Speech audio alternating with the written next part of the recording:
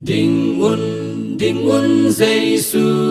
mi sinh làm tê ga cáp tê a kum pi dia sang khanun lel na thuak sak lâu e gal khát khít khát a banin a man hong zo pi di gal khem peu zo khít chiangin kha gì tâu pa mang đi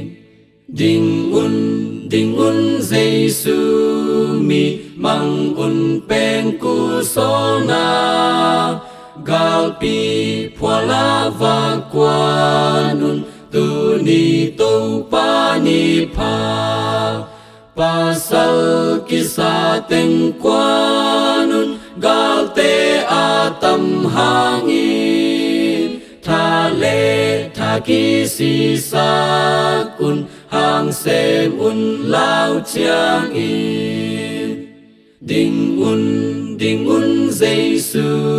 mi ama tha bek xoang un mi hình tha hong lel sa ding no mau tha muang ke un pasian tu gal van bang in still in vil in tu nghe gal le sep ding chiang in a bai san khial kem đình un Giêsu mi gal be hak non lâu ding tun gal kap na ding zing chiang gal zo na la ging ding a zo te khem peu ina nun tak lu khu nga ding vang lian kumpi pa kia